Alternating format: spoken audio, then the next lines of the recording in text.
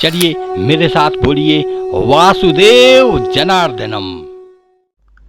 प्रिय आत्मचन, मैं पंडित राजकुमार शुक्ला, ज्योतिष में और तुम में पुनः आपके साथ हूँ।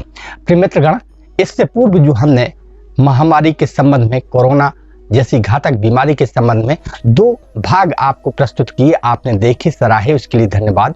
प्रिय मित्रगण, आज का जो भाग है वो वायु तत्व के ऊपर है और वायु तत्व की उपयोगिता, उसकी महत्वता आप स्वाभाविक तौर पे जानते हैं। मित्रगण, ये एक आवश्यक भाग है।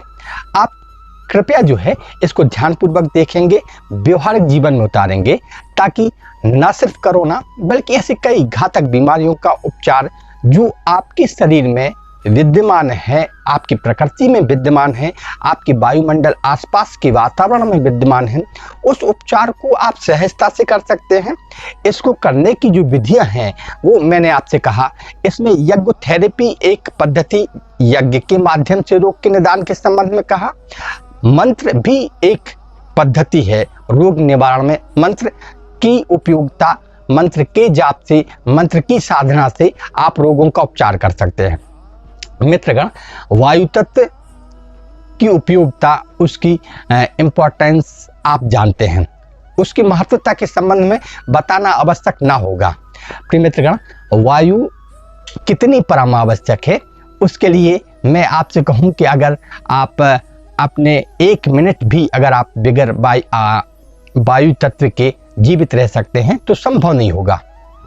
कुछ लोग जो साधक हैं वो 2, 5, 10 मिनट तक वायु लिए बगैर, ऑक्सीजन लिए बगैर जीवित रह सकते हैं, पर सामान्य व्यक्ति उसको लिए बगैर नहीं रह सकते। तो हम कैसे प्रकृति में उपलब्ध वायु को औषधि रूप में प्राप्त कर ले? उसके लिए बढ़िया होगा कि हम वायु तत्व के कारक ग्रहों पे भी ध्यान दें। वायु तत्व के कारक ग्रह शनि है। अब शनि जो है वो वायु तत्व के कारक माने गए हैं और पंच महाभूत, पंच तत्वों में शनि इस कारकत्व को स्थापित करते हैं। ज्योतिषीय मान्यता है कि शनि आने पर रोगों का, शनि की महादशा आने पर रोगों का और भयंकर बीमारियों का संक्रमण वो जातक पे होता है। मित्रगण, याद रखेंगे, शनि वायु का कारक जरूर है, पर शनि की शुभता और अशुभता जैसी आपकी कुंडली में होगी उस हिसाब से वो फल देते हैं। यदि शनि राहु की अशुद्ध या प्राणघातक वायु या जहरीली गैस के प्रभाव में है तब ऐसा शनि वो ज़्यादा नुकसानदायक होगा। यदि शनि बृहस्पति के प्रभाव में है तो वो वाली वायु आपको जीवन देने वाली हो जाती है और ऐसी वायु से आप समस्त प्रकार की बाधाओं से, परेशानियों से मुक्त हो जाते हैं।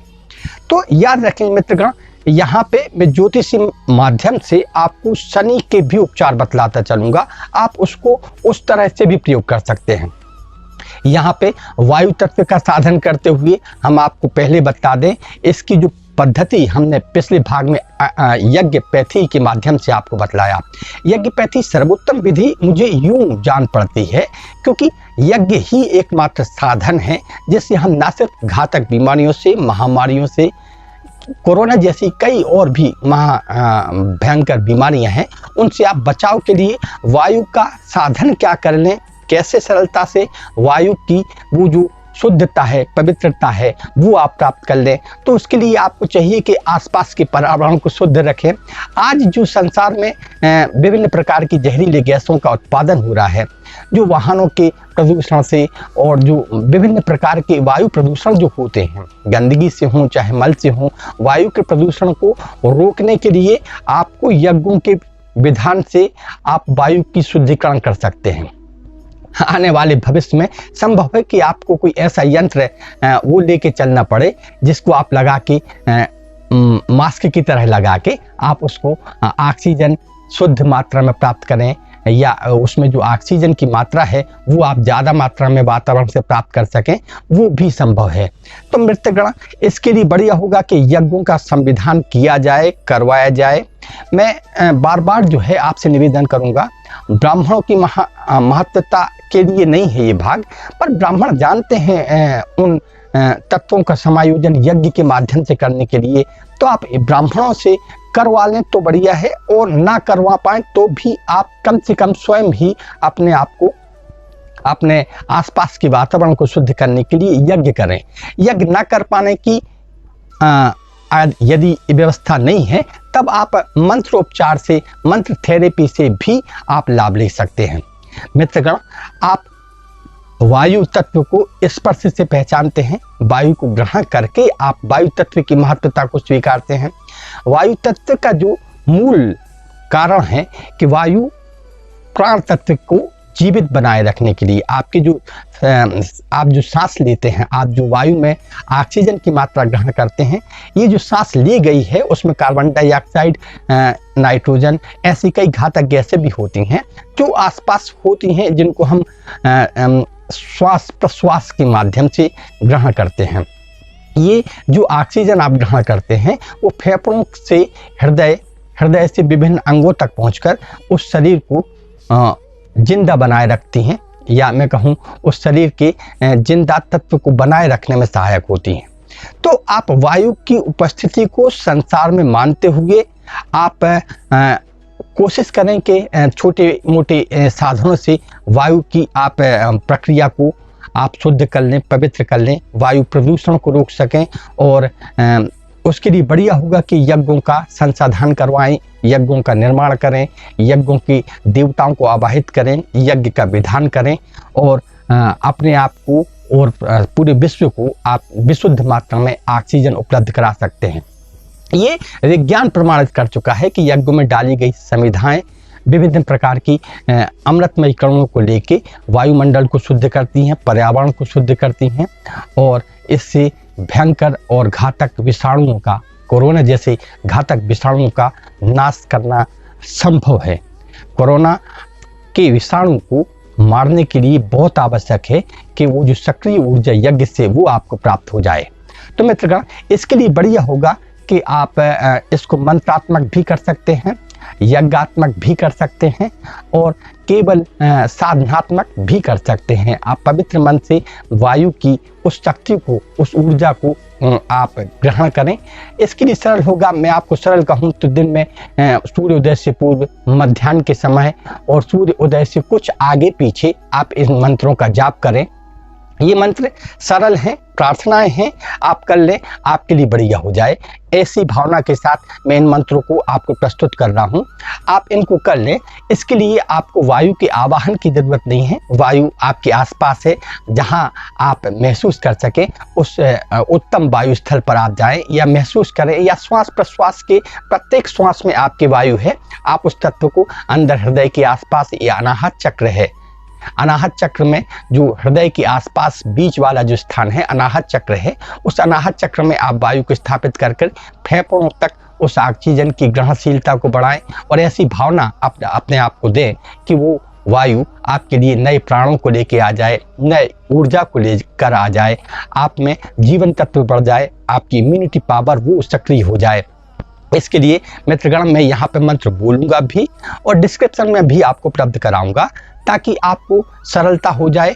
आप प्रार्थनाएं हैं, इसके लिए आपको अथर्ववेद की कांड 4 सूक्त 13, ये कांड 4 सूक्त 13 में विशेष तौर पर कहे गए मंत्र हैं। इस मंत्र के देवता जो है वो संताति ऋषि हैं, और वायु ऋषि जो हैं वो संताति हैं, और वायु इसके देवता हैं।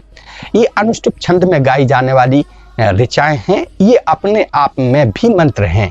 आप इनको याद कर लें, या याद न कर सके तो लिख के जैसे भी हो इस प्रार्थना को आप कर लें। मंत्र है, आप इसको ध्यानपूर्वक सुनेंगे। ओम आ बात बाही भेकजम बी बात बाही जद रपह त्वम ही विश्व भेकजम देवानाम दूत ईयसे। ये मंत्र है, एक बार पुनः आपको ध्यान से सुन लें।